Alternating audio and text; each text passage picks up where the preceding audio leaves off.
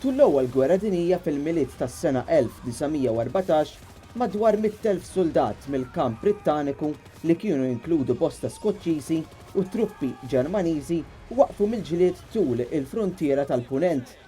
L-ewwel trattat informali tal-miliet kien bħallum 100 sena ilu fejn beda kollox meta lejlet il-miliet is-soldati Ġermaniżi ħarġu numru ta' siġar tal-miliet madwar it-trinek tagħhom. F'dik l-istess lejla il-Ġermaniżi wkoll ħarġu numru ta' xemat u bdew ikantaw in-nijiet tal-miliet.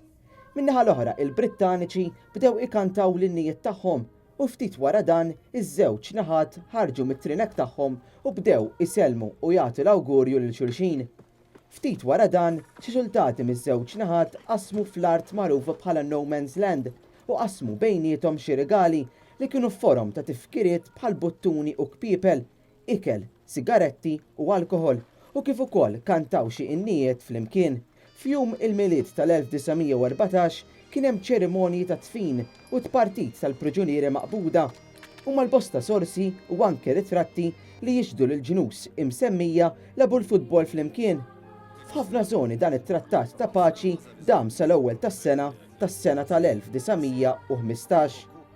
Is-sena ta' wara ftit unitajiet irranġaw il-waqfien mill-ġlied fi żmien il-miliet dan minħabba ordnijiet miktubin b'mod qawwi mill-uffiċjali għolja taż-żewġ naħat li jipprojbixxu kull tip ta' waqfien mill-ġlied f'dak il-perjodu tal-miliet.